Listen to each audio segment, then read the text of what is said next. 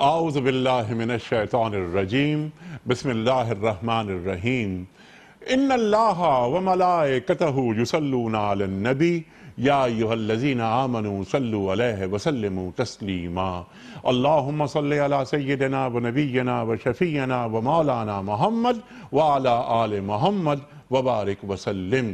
محترم خواتین و حضرات، السلام علیکم۔ پیام صبح کے ساتھ ایک بار پھر حاضر میں ہوں، آپ کا میزبان انیق احمد۔ سورۃ الانعام پر گفتگو ہو رہی ہے، آپ اور ہم جانتے ہیں، اور آپ اور ہم یہ بھی جانتے ہیں کہ ایک ترتیب کے ساتھ ہم آگے بڑھ رہے ہیں، ایک ایک آیت پر رک رک کر بات ہو رہی ہے۔ الحمدللہ ثم الحمدللہ ہم یہاں تک پہنچے۔ سورہ فاتحہ مکمل ہوئی، سورہ بقرہ مکمل ہوئی، سورہ آل عمران مکمل ہوئی، سورہ نساء مکمل ہوئی، سورہ مائدہ مکمل ہوئی، اور اب ہم یہ سورۃ الانعام پر گفتگو کروا رہے ہیں اپنے معزز علماء سے، اور سیکھ رہے ہیں کہ قرآن کریم کی یہ آیات، ان کا بنیادی مضمون کیا ہے۔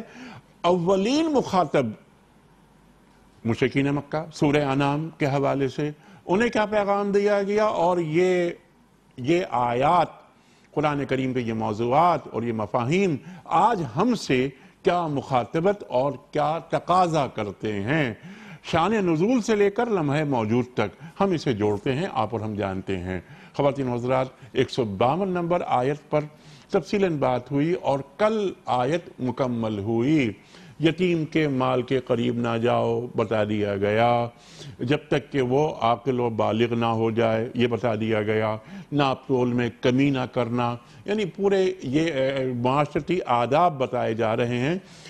سوسائٹی تعمیر کیسے کی جاتی ہے وہ بتا دی گئی۔ پھر ہم نے کل بات کروائی، اسی بات کو آگے بڑھایا کہ وَإِذَا قُلْتُمْ فَعْدِلُوا، جب بھی بات کرو انصاف کی بات کرو، وَلَوْ كَانَ ذَا قُرْبَىٰ، خواہ معاملہ تمہارے اپنے رشتہ دار ہی کا کیوں نہ ہو۔ سچا رہنا ہے ہمیشہ زندگی کے ہر معاملے میں۔ گواہی کے تعلق سے بات ہوئی، قاضی کے تعلق سے بات ہوئی۔ کل ہمارے معزز علماء نے ہمیں بہت ساری باتیں سمجھائیں، تعلیم کی، اور وَبِعَہْدِ اللَّہِ أَوْفُوا پر بات ہوئی کہ اللہ سے کیے گئے عہد کو پورا کرو جتنے عہد ہم نے کیے۔ کلمہ طیبہ ایک عہد، آذان کی آواز روز آتی ہے، ہم عہد کرتے ہیں، تجدید عہد ہوتا ہے، اشہد ان لا الہ الا اللہ اشہد ان محمد رسول اللہ۔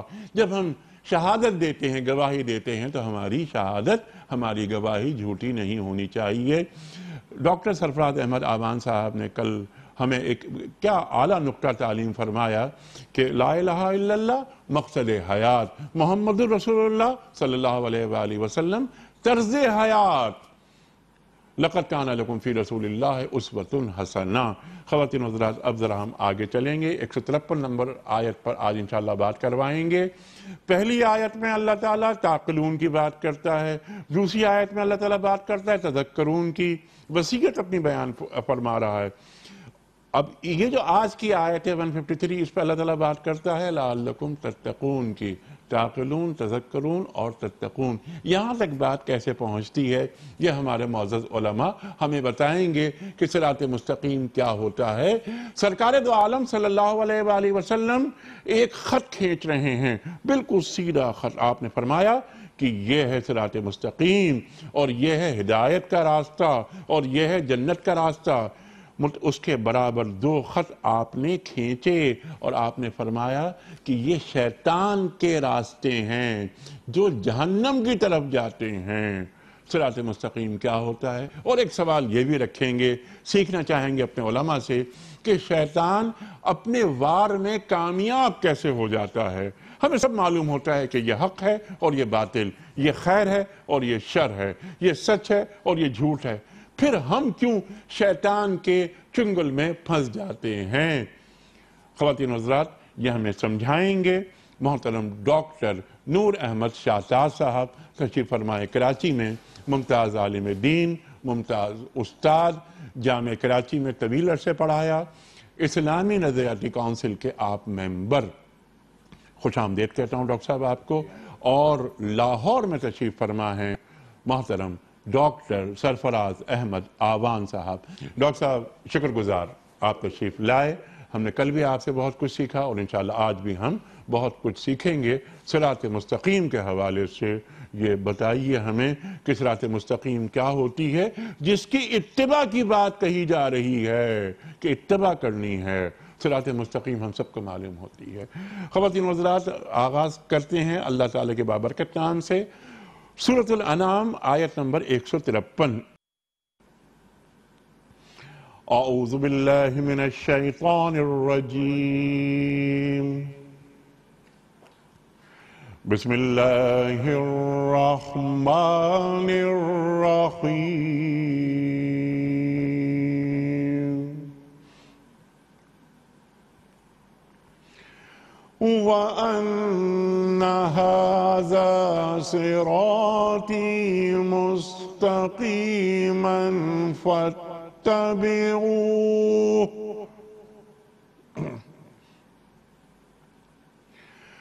وَلَا تَتَّبِعُوا السُّبُلَ فَتَفَرَّقَ بِكُمْ عَنْ سَبِيلِهِ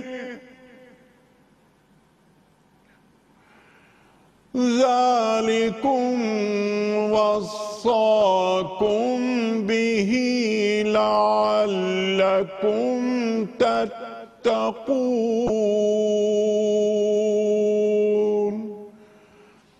صدق اللہ العظیم۔ اور اس کی ہدایت یہ ہے کہ یہی میرا سیدھا راستہ ہے، لہذا تم اسی پر چلو اور دوسرے راستوں پر نہ چلو کہ وہ اس کے راستے سے ہٹا کر تمہیں پراگندہ کر دیں گے۔ یہ ہے وہ ہدایت جو تمہارے رب نے تمہیں کی ہے، شاید کہ تم کجروی سے بچو۔ صدق اللہ العظیم۔ خواتین و حضرات، محترم ڈاکٹر سرفراز احمد امان صاحب کی خدمت میں آج کے پروگرام کے حوالے سے پہلا سوال رکھنے سے قبل کوئز، کل کے پوچھے گئے سوال کا درست جواب اور آج کا سوال آپ کی خدمت میں۔ کل کا سوال یہ تھا کہ صلح حدیبیہ کی کتابت کن صحابی نے کی تھی؟ درست جواب امیر المومنین حضرت علی مرتضیٰ کرم اللہ وجہہ۔ آج کا سوال نوٹ فرما لیجئے، واقع معراج کا ذکر قرآن کریم کی کس صورت میں ہے؟ واقع معراج کا ذکر قرآن کریم کی کس صورت میں ہے؟ سورہ بقرہ میں یا سورہ بنی اسرائیل میں یا سورہ آل عمران میں؟ جو درست جواب آپ سمجھتے ہیں روانہ فرمائیے۔ ہمارے فون نمبر ہے 009221343009880۔ ہمارا دوسرا فون نمبر ہے 009221345270009۔ ہمارا ای میل ایڈریس ps@duniatv.tv۔ ہمارا SMS کا نمبر 3031۔ اور خواتین و حضرات، واٹس ایپ کے لیے ہمارا فون نمبر ہے 009232182509194۔ اگر آپ پاکستان ہی میں رہتے ہوئے کوئی سوال کرنا چاہتے ہیں، واٹس ایپ کرنا چاہتے ہیں، ہمارے معزز علماء کی خدمت میں وہ سوال ہم رکھیں گے۔ ہمارا نمبر ہے 032182509194۔ ڈاکٹر صاحب، آغاز فرمائیے کہ یہاں پر جب اللہ تعالیٰ صراط مستقیم کی بات فرما رہا ہے، صراط مستقیم سے مراد کیا ہے؟ پہلی بات، سورہ فاتحہ میں ہم مسلسل صراط مستقیم کی بات کرتے ہیں، وہ کیا ہے؟ اور یہ یہاں پر فَاتَّبِعُوهُ کی جو بات ہوئی ہے، اس کے کیا معنی ہیں، کیا مفاہیم ہیں؟ اللہ تعالی ہم سے کیا فرما رہا ہے؟ ارشاد۔ الحمدللہ الذی منہ المبدأ وإلیہ المعاد، ونصلی ونسلم علی الشکل الاول من سلسلة الایجاد وعلى آلہ وصحبہ الامجاد، اما بعد فاعوذ باللہ من الشیطان الرجیم، بسم اللہ الرحمن الرحیم۔ پڑھی گئی آیہ کریمہ میں اللہ تعالیٰ نے ارشاد فرمایا کہ ان ھذا صراطی مستقیما فاتبعوہ، کہ یہ پچھلے جو احکام بیان کیے گئے ہیں 9 احکام، یہ میرا سیدھا راستہ ہے۔ اگر صراطی کی نسبت نبی کریم علیہ الصلاۃ والتسلیمات کی ذات کریمہ کی طرف ہو، چونکہ آپ یہ پیغام لوگوں کو سنا رہے ہیں، تو یہاں نسبت اللہ کی ذات عالی نے اپنے حبیب کریم علیہ الصلاۃ والتسلیمات کی طرف کی، لیکن دوسری جگہ اور واضح اس بات کو اس طرح سے فرمایا کہ وَإِنَّكَ لَتَهْدِي إِلَى صِرَاطٍ مُسْتَقِيمٍ، بے شک آپ رہنمائی کرنے والے ہیں صراط مستقیم کی جانب، صراط اللہ الذی لہ ما فی السماوات و ما فی الارض، یہ راستہ اللہ کا ہے جو خالق ہے آسمان و زمین کا اور مالک ہے آسمان و زمین کا۔ اللہ کا راستہ یقیناً بہت متعین اور سیدھا راستہ ہے، لیکن اس راستے پر چلنے کے لیے نبی کریم علیہ الصلاۃ والتسلیمات کی اتباع یقینی ہے، اس کے بغیر اس راستے پر چلنا ممکن نہیں۔ سبحان اللہ۔ چنانچہ خود نبی کریم علیہ الصلاۃ والتسلیمات کی زبان مبارک سے یہ بات کہلوائی گئی کہ قل، اے حبیب آپ کہہ دیجئے، ھذہ سبیلی ادعو الی اللہ علی بصیرۃ انا ومن اتبعنی۔ سبحان اللہ۔ یہ صراط مستقیم کا مفہوم واضح ہو رہا ہے اس آیت میں۔ یہ آیت ہمارے لیے صراط مستقیم کا معنی متعین کرنے میں رہنما ہے۔ قل ھذہ سبیلی ادعو الی اللہ علی بصیرۃ انا ومن اتبعنی، اے حبیب آپ کہہ دیجئے یہ میرا راستہ ہے، میں پوری بصیرت کے ساتھ، میں خود بھی اور میرے صحابہ جو میرے پیروکار ہیں، ایمان لانے کے بعد میری اتباع کرنے والے ہیں، یہ میں خود اور میرے صحابہ اسی راہ کی طرف لوگوں کو دعوت دینے والے ہیں۔ سبحان اللہ۔ اور اس بات کو ایک اور جگہ قرآن کریم میں اللہ تعالیٰ نے مزید واضح فرمایا کہ وَمَن يُشَاقِقِ الرَّسُولَ مِن بَعْدِ مَا تَبَيَّنَ لَهُ الْهُدَى وَيَتَّبِعْ غَيْرَ سَبِيلِ الْمُؤْمِنِينَ نُوَلِّهِ مَا تَوَلَّى، اللہ جو اللہ کے رسول صلی اللہ علیہ وسلم کی مخالفت کرتا ہے ہدایت کے واضح ہو جانے کے بعد، اور حضور اکرم صلی اللہ علیہ وسلم کی ذات کریمہ پر ایمان لانے والے صحابہ کی پیروی نہیں کر رہا، یعنی ما انا علیہ و اصحابی، وہ راہ جو میں نے چھوڑی ہے اور میرے صحابہ نے چھوڑی ہے، وہ صراط مستقیم اس کو نہیں اپنا رہا، ہم اس کے لیے رسی اس کی ڈھیلی چھوڑ دیتے ہیں، لیکن بالآخر اس کے لیے جہنم ہے۔ اس لیے انیک صاحب کہ حق اب متعین ہو چکا ہے نبی کریم علیہ الصلاۃ والتسلیمات کے لائے ہوئے پیغام میں۔ سورہ محمد میں بہت خوبصورت انداز سے یہ بات واضح کی گئی، والذین آمنوا وعملوا الصالحات وآمنوا بما نزل علی محمد وهو الحق من ربهم، ایمان والے اور اعمال صالحہ کرنے والے، اور وآمنوا بما نزل علی محمد، اور یہ وہ لوگ ہیں جو ایمان لائے اس وحی پر، اس پیغام پر، ان تعلیمات پر جو نبی کریم علیہ الصلاۃ والتسلیمات کی ذات کریمہ پر اتری ہیں، وَهُوَ الْحَقُّ مِن رَبِّهِمْ، اور یہی حق ہے ان کے رب کی طرف سے۔ ذَلِكَ بِأَنَّ الَّذِينَ كَفَرُوا اتَّبَعُوا الْبَاطِلَ، جو کافر ہیں وہ باطل کے فالوور، وَأَنَّ الَّذِينَ آمَنُوا اتَّبَعُوا الْحَقَّ مِن رَبِّهِمْ، اور ایمان والے اس حق کے پیروکار ہیں جو ان کے رب کی طرف سے ان کے لیے نبی کریم علیہ الصلاۃ والتسلیمات کے اسوہ حسنہ کی صورت میں اترا ہے۔ لہٰذا صراط مستقیم کا واضح، بالکل واضح مفہوم اور متعین مفہوم یہ ہے کہ وہ راہ جو نبی کریم علیہ الصلاۃ والتسلیمات نے چھوڑی، اور وہ راہ جو نبی کریم علیہ الصلاۃ والتسلیمات کے اولین پیروکار صحابہ نے چھوڑی، جس کو علیکم بسنتی و سنت الخلفاء الراشدین کہا گیا اور ما انا علیہ و اصحابی کہا گیا، یہی صراط مستقیم ہے۔ اور اسی پر گامزن رہنے کے لیے ہم کہتے ہیں اہدنا الصراط المستقیم، اے اللہ ہمیں سیدھی راہ پر چلائے رکھ۔ یہاں ہدایت کے معنی دکھانا نہیں ہے، اراءۃ الطریق نہیں ہے، بلکہ ایصال الی المطلوب ہے۔ اے اللہ ہمیں سیدھی راہ پر چلائے رکھ، اور وہ سیدھی راہ کون سی ہے؟ صراط الذین انعمت علیہم، ان لوگوں کی راہ جن پر تو نے انعام فرمایا، اور وہ انعام یافتہ کون ہیں؟ اولئک الذین انعم اللہ علیہم من النبیین والصدیقین والشہداء والصالحین۔ انبیاء، خود نبی کریم علیہ الصلاۃ والتسلیمات کی ذات کریمہ، اور صدیقین میں سب سے بڑے سچے صدیق اکبر، اور شہداء میں عمر، فاروق، عثمان اور علی رضوان اللہ علیہ مجمعین، اور اس کے بعد تمام ان کے پیروکار. یہ ہے صراط مستقیم جس کے بارے میں اللہ فرما رہے ہیں کہ فَاتَّبِعُوهُ، تم نے اس کی پیروی کرنی ہے. سبحان اللہ سبحان اللہ. اور اہدنا الصراط المستقیم کی جو بات آپ نے فرمائی کہ ہدایت مستقل مانگتے رہنے کا عمل ہے. صراط مستقیم پر سرکار دو عالم صلی اللہ علیہ وآلہ وسلم نے اپنی حیات مبارکہ کی جو آخری نماز ادا فرمائی اس میں بھی سورہ فاتحہ اور آپ نے پڑھا اہدنا الصراط المستقیم. ڈاکٹر صاحب اسی بات کو لے کر آگے چلتے ہیں. ذرا آپ ہمیں سمجھائیے کہ اولین مخاطب تو مشرکین ہیں. تمام دلائل انہیں محسوس یہ ہوتا ہے کہ دیے جا رہے ہیں. تعقلون لعلکم تعقلون، پھر تذکرون، اب تتقون کی بات کہ دیکھو تم یہ کرو یہ کرو یہ کرو. حقوق اللہ حقوق بھی بتا دیے گئے. اب یہ کہ دیکھو یہ ہے صراط مستقیم. تو یہ جو مشرکین مکہ ہیں ان سے مکالمہ کیا جا رہا ہے، انہیں یہ بتایا جا رہا ہے. ارشاد. بسم اللہ الرحمن الرحیم.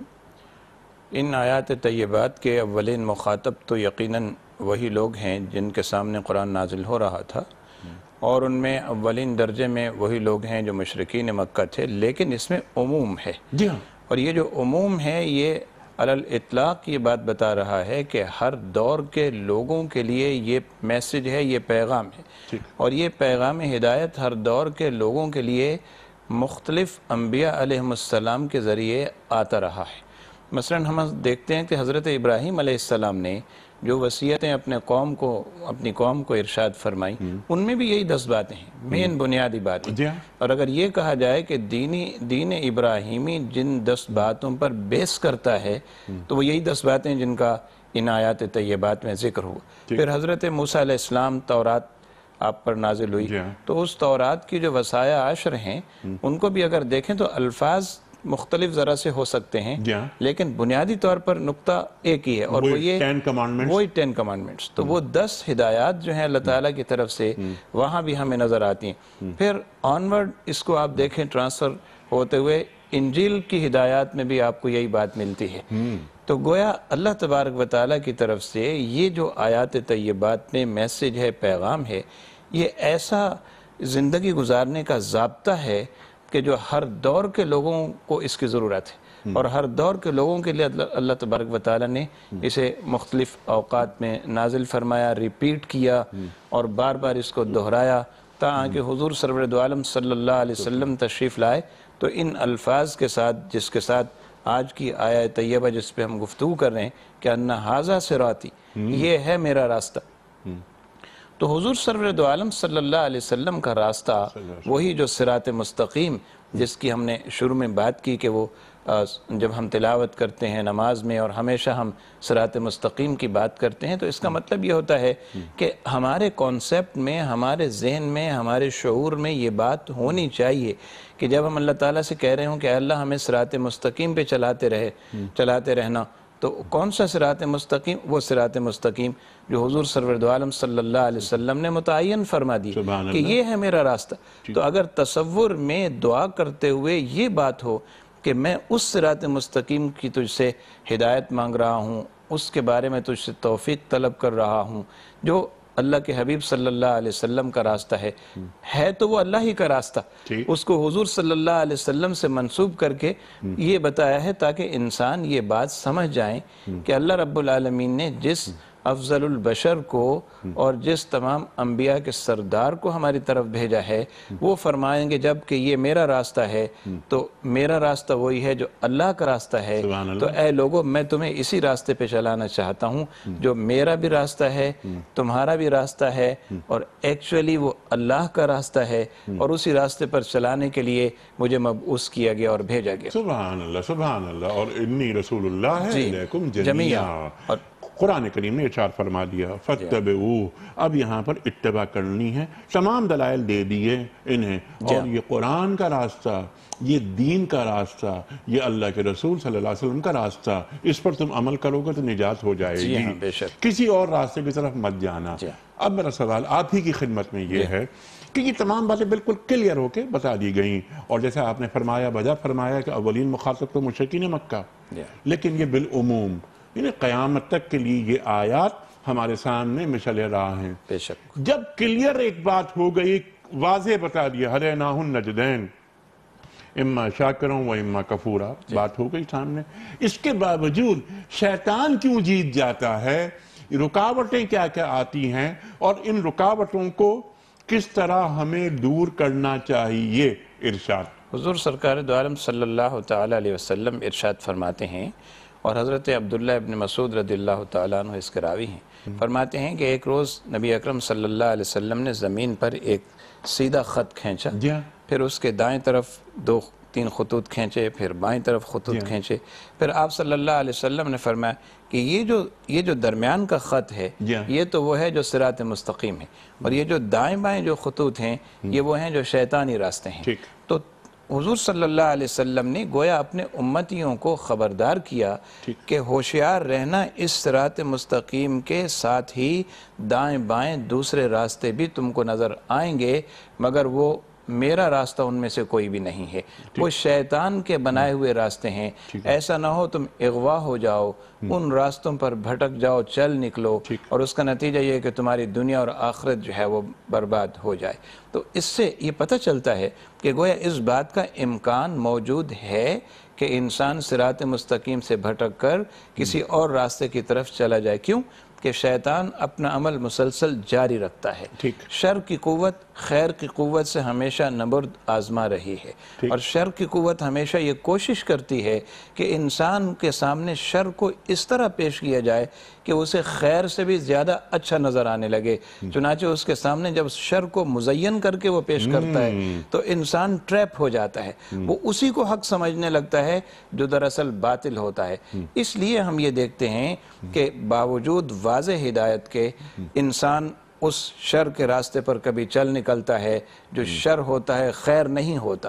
تو خبردار کیا گیا، ہمیں بتایا گیا ہے واضح طور پر کہ ہوشیار رہنا، کہیں تم ان راستوں میں سے کسی ایسے راستے پر نہ چل نکلو کہ جو گمراہی کے راستے ہیں۔ تو اب کرنا کیا چاہیے؟ کرنا یہ چاہیے جو سرکار دو عالم صلی اللہ علیہ وسلم نے فرمایا کہ دیکھو یہ تمہارے ساتھ تمہارا عدو مبین جو ہے نا ہمیشہ کے لیے لگا ہوا ہے، اس سے ہمیشہ ہوشیار رہنا۔ یہ مت سمجھنا کہ میں عابد شب زندہ دار ہو گیا ہوں تو اب یہ میرا کچھ نہیں بگاڑ سکے گا، اس لیے کہ اس نے تو حضور غوث اعظم رضی اللہ تعالی عنہ جیسے جلیل القدر ولی اور بزرگ اور عالم کے سامنے ایک شکل اختیار کر کے یہ کہا تھا، عبد القادر آج تم جو اس سے بچ گئے ہو نا تو اپنے علم کی وجہ سے۔ انہوں نے فرمایا علم کی وجہ سے نہیں، میں اللہ کے فضل سے اس سے بچ گیا ہوں۔ اس نے کہا میں ایسے 70 ولیوں کو اسی طرح گمراہ کر چکا ہوں۔ اس کا مطلب یہ ہوتا ہے کہ انسان کو کبھی یہ نہیں سوچنا چاہیے کہ اب میں اتنا متقی ہو گیا ہوں، پارسا ہو گیا ہوں، نیک ہو گیا ہوں کہ اب مجھے یہ بہکا نہیں سکتا، بھٹکا نہیں سکتا، بلکہ ہر وقت اللہ تعالیٰ سے مدد مانگتے رہنا چاہیے۔ اس لیے ہم سے یہ کہا گیا کہ نماز میں بھی ایون جب اس کا آغاز کرو تو کہو اعوذ باللہ من الشیطان الرجیم، تاکہ اگلی 4 رکعتیں جو ہیں وہ خیریت سے پوری ہو جائیں۔ اس کے اندر اصل معاملہ یہی ہے کہ اپنے شیطان کو مسلمان کس طرح کیا جا سکتا ہے۔ ایک بات یہ ڈاکٹر صاحب ذرا سی بات اس کو اور آگے بڑھاتے ہیں، تکبر علمی، اس آیت کی گفتگو کو میں ذرا اپنے الفاظ اگر دوں، خبط عظمت، یہ شیطانی وسوسے انسان کے ذہن میں ڈالتا ہے، شیطان رکاوٹیں کھڑی کرتا ہے صراط مستقیم سے ہٹانے کے لیے، ہدایت کے راستے سے ہٹانے کے لیے، جو کہ جہنم کا راستہ ہے، جو بالکل سیدھا راستہ ہے، جو آپ نے فرمایا ہے کہ آپ صلی اللہ علیہ وآلہ وسلم نے ایک خط کھینچا کہ یہ ہے بالکل سیدھا راستہ اور یہ ہے جنت کا راستہ۔ اب یہاں پر خود کو شیطان سے محفوظ بنانے کے لیے ان رکاوٹوں کو دور کیسے کیا جا سکتا ہے؟ آج شیطانی اعمال قدم قدم پر بکھرے ہوئے ہیں، ہم سے زیادہ آپ جانتے ہیں۔ خود کو محفوظ کیسے بنایا جائے، اللہ تعالیٰ کے جو احکام ہیں ان کی اتباع کیسے کی جائے، اور ذہن میں یہ بات کس طرح راسخ کر لی جائے کہ اللہ تعالیٰ کے احکام یہ حاکمانہ نہیں بلکہ مربیانہ ہیں۔ ارشاد۔ بسم اللہ الرحمن الرحیم۔ آپ نے جو سوال ارشاد فرمایا ہے اس کے بارے میں عرض کروں کہ سب سے پہلے تو ہمیں یہ طے کرنا ہوگا کہ راہ ہدایت اور صراط مستقیم ہے کیا، اور پھر اس صراط مستقیم سے روکنے والے جتنے اسباب اور ذرائع ہیں وہ شیطانی وسوسے ہوں یا انسانوں کے پیدا کردہ مختلف وسوسے ہوں. ٹھیک. چونکہ خناس جو ہے وہ شیطان ہی نہیں ہے. خناس کا ذکر کرتے ہوئے اللہ تعالیٰ نے فرمایا الذی یوسوس فی صدور الناس من الجنۃ والناس. یہ خناس جو ہے یہ انسانوں میں سے بھی ہیں اور جنات میں سے بھی ہیں، یعنی شیاطین انسانوں میں سے بھی ہیں اور شیاطین جنات میں سے بھی ہیں. تو سب سے پہلے ہمیں یہ طے کرنا ہوگا کہ صراط مستقیم کیا ہے، اور وہ قرآن طے کرتا ہے، وہ نبی کریم علیہ الصلوۃ والتسلیمات طے کرتے ہیں. اللہ تعالیٰ نے قرآن کریم میں فرمایا من یطع الرسول فقد اطاع اللہ. جس نے اللہ کے رسول صلی اللہ علیہ وسلم کی اطاعت و فرمانبرداری اختیار کی، اس نے در حقیقت اللہ کی اطاعت و فرمانبرداری اختیار کی. اور خود محبوب کریم علیہ الصلوۃ والتسلیمات نے اس بات کو ان الفاظ میں ارشاد فرمایا من اطاع محمدا فقد اطاع اللہ. جس نے محمد صلی اللہ علیہ وسلم کی پیروی کی اس نے اللہ کی اطاعت کی. ومن عصا محمدا فقد عصى اللہ. اور جس نے محمد صلی اللہ علیہ وسلم کی نافرمانی کی اس نے اللہ کی نافرمانی کی. ومحمد فرق بین الناس. اور محمد صلی اللہ علیہ وسلم کی ذات کریمہ سچ اور جھوٹ، حق اور باطل، درست اور نادرست، جائز اور ناجائز کے درمیان فرق کرنے والی ہے، جس کو اللہ نے قرآن کریم میں ان الفاظ میں فرمایا کہ یا ایھا الناس قد جاءکم برہان من ربکم. اے لوگو تمہارے پاس محمد کریم صلی اللہ علیہ وسلم کی ذات کریمہ کی صورت میں ایک برہان آ چکی ہے، جس کو قرآن کریم میں اللہ تعالیٰ نے بینہ بھی کہا. فرمایا لم یکن الذین کفروا من اہل الکتاب والمشرکین منفکین حتی تأتیہم البینہ. یہاں تک کہ تمہارے پاس بینہ آ جائے، اور وہ بینہ کون ہے؟ رسول من اللہ، اللہ کے رسول صلی اللہ علیہ وسلم کی ذات کریمہ. اب نبی کریم علیہ الصلوۃ والتسلیمات نے ارشاد فرمایا کہ لا یؤمن احدکم، تم میں سے کوئی آدمی ایماندار کہلانے کا حقدار نہیں ہے، حتی یکون ہواہ تبعا لما جئت بہ، جب تک کہ وہ اپنی خواہشات کو ان تعلیمات کے تابع نہ کر لے جن کو میں لے کر آیا ہوں. گویا اب ذرا غور کیجئے، جملے پر غور کیجئے. یہاں نبی کریم علیہ الصلوۃ والتسلیمات نے دو چیزیں بیان کی ہیں، ایک ہدا اور دوسرے ہوا. ہدا ہدایت ہے اور ہوا خواہش نفس ہے. خواہش جہاں بھی انوالو ہو رہی ہے، اور وہ ایک فرد کی ہو یا بہت سارے افراد کی ہو، یا اللہ اور اس کے رسول کی تعلیمات سے انکار کرنے والے انسانوں اور طبقات کی ہو، یا گروہوں کی ہو، یا کسی نظام کی ہو، وہ یقیناً وہ ہوا ہے اور خواہش ہے. اور فَإِن لَّمْ يَسْتَجِيبُوا لَكَ فَاعْلَمْ أَنَّمَا يَتَّبِعُونَ أَهْوَاءَهُمْ. اے حبیب، اگر یہ آپ کی پیروی نہیں کرتے اور آپ کی بات کو قبول نہیں کرتے، فَاعْلَمْ، تو آپ یہ جان لیجئے کہ انما یتبعون اہواءہم، یہ اپنی اہوا خواہش نفس کے پیروکار ہیں. ومن اضل ممن اتبع ہواہ بغیر ھدی من اللہ. اور اس سے بڑا گمراہ کون ہے جو اللہ کی دی ہوئی ہدایت کو چھوڑ کر اپنی خواہش نفس کا پیروکار ہے. تو خواہش نفس کی پیروی جب تک انسانوں کے درمیان رہے گی وہ صراط مستقیم کو نہیں پا سکتے. اور صراط مستقیم کا تعین کون کر رہا ہے؟ وحی الہی کے بغیر ممکن نہیں، وحی الہی کے بغیر ممکن نہیں. تو اس لیے ہم یہ بات واضح طور پر سمجھ لینی چاہیے ناظرین کو، ہم سب کو، کہ دیکھیے شیطان کے جتنے وسوسے ہیں وہ سب ہوا ہیں، وہ خواہش ہیں، وہ انسانوں کے پیدا کردہ نظام ہیں، وہ انسانوں کے وضع کردہ نظام ہیں. اور نجات کی راہ صرف اسی راہ میں ہے، صرف اسی صورت میں ہے جب اللہ کا وضع کردہ نظام ہماری عملی زندگی میں آئے گا، اور وہ وحی الہی کی روشنی میں ہی آئے گا. افمن زین لہ علی بینۃ من ربہ، جو نظام اللہ کی طرف سے اللہ کی بینہ کی روشنی میں آیا ہے وہ یقیناً اس کے برابر نہیں ہو سکتا کہ جو اس کے مقابلے میں خواہش نفس کا پیروکار ہے. وہ خواہش نفس انسانی شیاطین کی پیروی کی صورت میں ہو رہی ہو یا کسی اور صورت میں ہو رہی ہو، جب تک متصادم، یہ دیکھیے وَلَقَدْ بَعَثْنَا فِي كُلِّ أُمَّةٍ رَسُولًا أَنِ اعْبُدُوا اللَّهَ وَاجْتَنِبُوا الطَّاغُوتَ، ہم نے اب انبیاء بھیجے، ہر امت میں انبیاء بھیجے. وَلَقَدْ بَعَثْنَا فِي كُلِّ أُمَّةٍ رَسُولًا، رسول بھیجے، أَنِ اعْبُدُوا اللَّهَ وَاجْتَنِبُوا الطَّاغُوتَ، کہ عبادت اللہ کی کرنی ہے اور طاغوت سے بچنا ہے. اور طاغوت کون ہے؟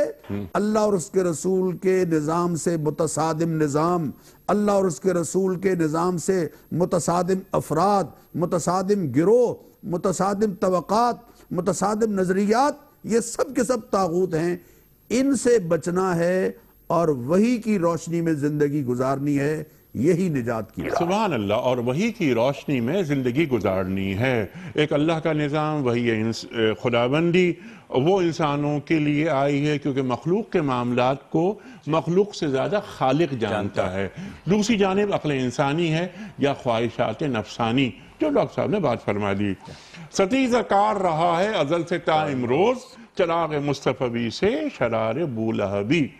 بات بالکل واضح ہے. اب سوال میرا یہ ہے، جو میں نے پہلے بھی ایک بات یہ عرض کی تھی، میں چاہتا ہوں آپ دونوں حضرات بات فرمائیں، کہ اللہ تعالیٰ کے جو قوانین، یعنی وحی خداوندی، اللہ تعالیٰ کے جو قوانین ہیں اس میں حکم یعنی حاکمانہ انداز کم ہے، مربیانہ زیادہ ہے، کہ میں تمہارا خیر خواہ ہوں، تم اگر ان احکامات خداوندی کو مانو گے تو تمہارا ہی فائدہ ہے، اللہ کو کیا فائدہ مل سکتا ہے. لیکن ایک بات انسان کے علم میں جانتے بوجھتے وہ شیطانی راستے پر چلتا ہے. لا تتبعوا خطوات شیطان، لیکن وہ چلتا ہے. میں نے عرض کی تھی کہ حق اور باطل، ہمیں معلوم ہوتا ہے کہ یہ حق ہے اور یہ باطل، ہمیں معلوم ہوتا ہے کہ یہ خیر ہے اور یہ شر ہے، یہ سچ ہے یہ جھوٹ ہے. اس کے باوجود ہم اس جانب جو سفر کرتے ہیں، ایک ذہن انسانی اس جانب مائل کیوں ہوتا ہے اور اس کو کنٹرول کیسے کیا جاتا ہے؟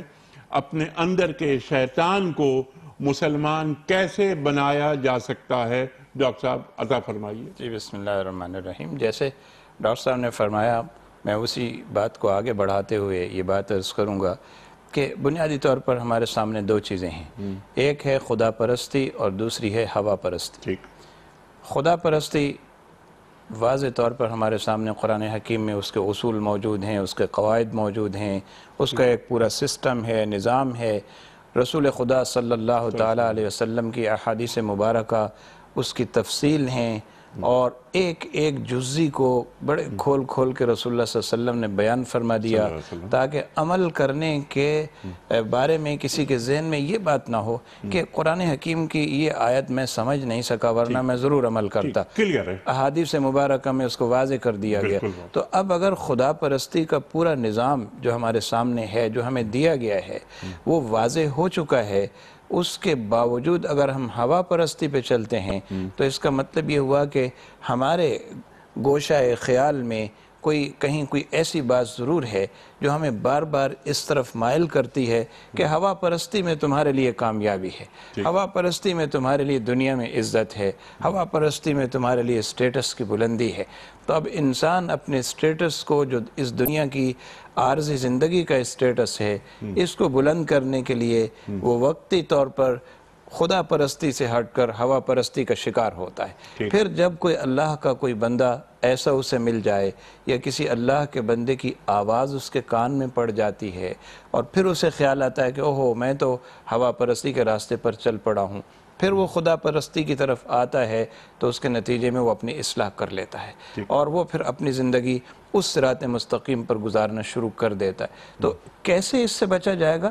اس سے بچنے کا یہی طریقہ ہے کہ انسان اپنے تمام امور اور معاملات کا خود جائزہ لیتا رہے، اور وہ یہ دیکھتا رہے کہ آج صبح سے شام تک کے جو میرے اعمال ہیں اس میں کہاں میں ہوا پرستی کا شکار ہوا ہوں اور کہاں کہاں میں خدا پرستی کے اس پر رہا ہوں۔ ہوا پرستی سے مراد یہاں خواہشات کو میں نے اپنا معبود بنا لیا، تو نہ خدا پرستی ہو بس خود پرستی نہ ہو۔ ایک بات یہ تو بالکل واضح۔ اب میرا جو اگلا سوال تھا وہ یعنی آپ کی بات کو آگے بڑھاتے ہوئے کہ خواہشات کو ہم نے اپنا دین بنا لیا، یہ نہیں بننا چاہیے۔ میں اپنے اندر کے جانور کی تہذیب کیسے کروں؟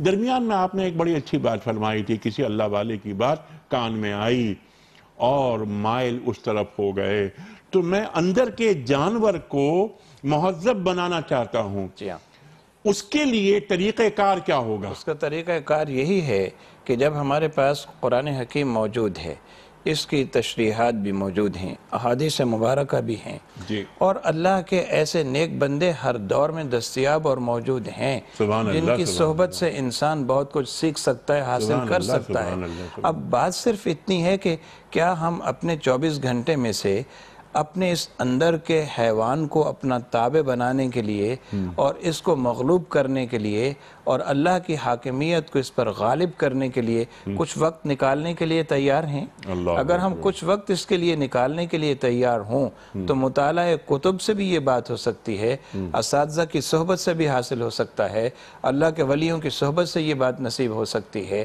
اور جو اس کے راستے ہمارے سامنے بڑے واضح ہیں ان سب کو اختیار کرنے سے انسان اپنے اس نفس کو مہذب کر سکتا ہے، لیکن وہ کرنے کے لیے آمادگی ہونی چاہیے۔ اچھا، اس آمادگی کے راستے میں رکاوٹ پھر وہیں سے ہے، تو پھر اس کا طریقہ کیا ہے جو اللہ کے حبیب صلی اللہ علیہ وسلم نے جو ہمیں بتائے ہیں اعمال مثلا رات کو سوتے وقت معوذتین پڑھ کر سونا، اپنے اوپر دم کرنا، قرآن حکیم کی آیات طیبات سے اپنے لیے وہ مدد حاصل کرنا جو روحانیت کی ترقی کے لیے ضروری ہے، مثلا وہ آیات طیبات، وہ صورتیں جو سرکار دو عالم صلی اللہ علیہ وسلم باوجود نبی و رسول ہونے کے رات کو تلاوت کر کے آرام فرماتے تھے، وہ وظائف سرکار دو عالم صلی اللہ علیہ وسلم کے جن کو آپ ہمیشہ کرتے تھے تاکہ اللہ کی یاد ہر وقت رہے اور رابطہ اور تعلق اس سے پختہ رہے، ہم نے اس رابطے اور تعلق کو کمزور کر لیا ہے۔ تو کچھ قرآن حکیم کی تلاوت کی طرف، کچھ اس کو سمجھنے کی طرف،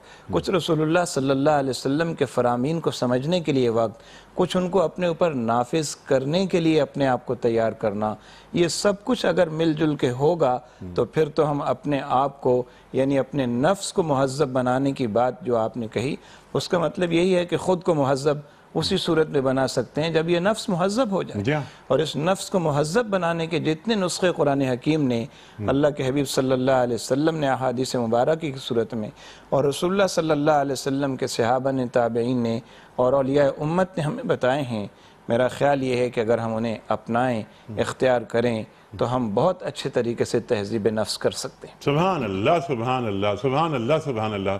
ڈاکٹر صاحب، ایک تو یہ تہذیب نفس، اپنے آپ کو سدھارنا، اپنے اندر کے کا جو حیوان ہے اسے مارنا، اسے مہذب بنانا، اس کا بہترین طریقہ ایک تو قرآن کریم، کتابیں، اللہ والوں کی صحبت۔ ایک بات اور بھی ذہن میں یہ آتی ہے کہ ہم میں سے اکثر لوگ اللہ والے کی صحبت اختیار کرنا چاہتے ہیں کہ صاحب وہ شخص مجھے نہیں مل رہا، میں کسی ایسے شخص کی صحبت میں بیٹھنا چاہتا ہوں۔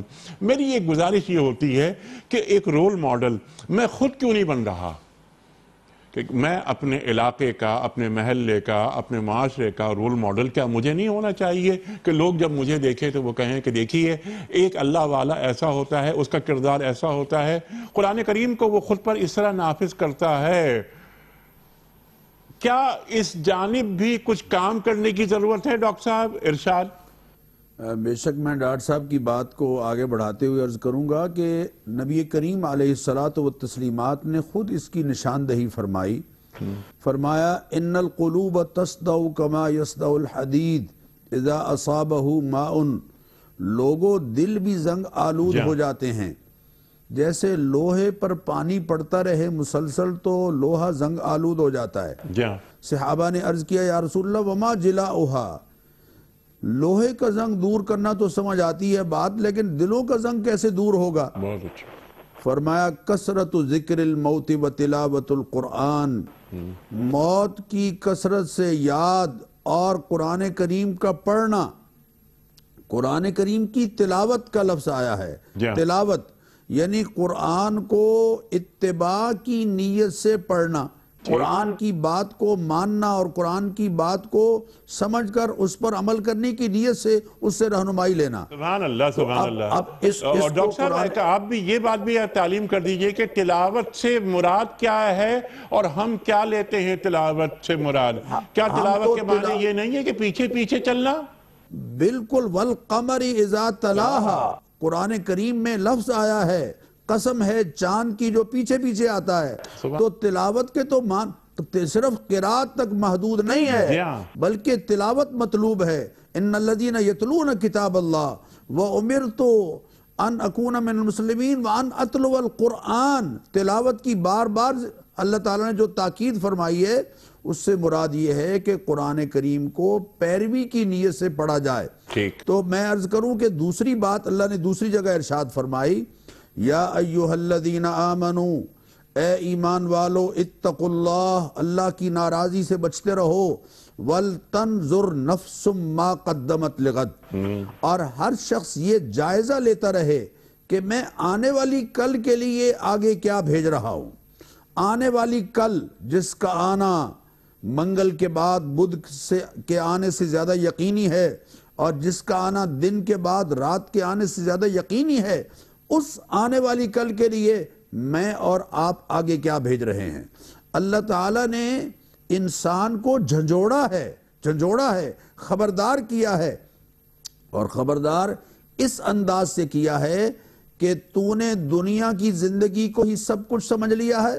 وَقَدْ خَابَ مَنْ دَسَّاهَا، خائب و خاسر ہو گیا وہ جو کھپ گیا دنیا کی زندگی میں اور اس نے سمجھ لیا کہ ان ہی الا حیاتنا الدنیا نموت ونحیا، یہ دنیا ہی کی زندگی ہے، اسی میں ہم نے جینا ہے، اسی میں ہم نے مرنا ہے. وما یہلکنا الا الدہر، زمانے کی گردش ہمیں ہلاک کر دیتی ہے. وما نحن بمبعوثین، اور ہم دوبارہ اٹھائے نہیں جائیں گے.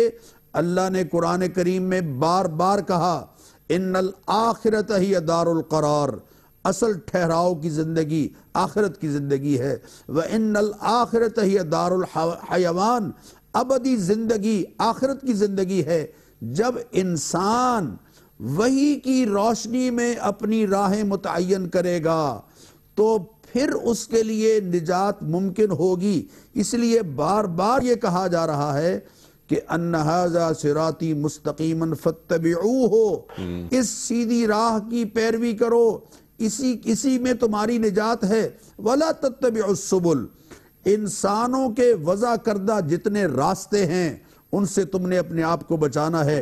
اور فتفرق بکم عن سبیلہ، ورنہ تمہیں وہ راہ حق سے دور کر دیں گے، الگ کر دیں گے، ٹکڑیوں میں تقسیم کر دیں گے.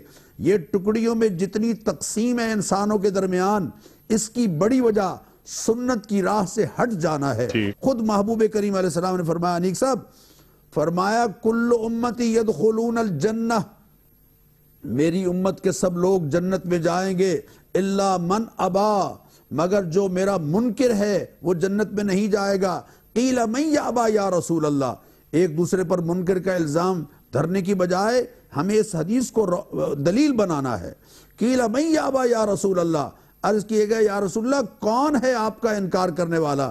فرمایا من اطاعنی دخل الجنہ، جس نے میری پیروی کی وہ جنت میں جائے گا. ومن عصانی فقد ابا، اور جو میرا نافرمان ہے وہ 100 دفعہ کہتا رہے کہ میں قربان جانیہ، لیکن وہ تو انکار کر رہا ہے.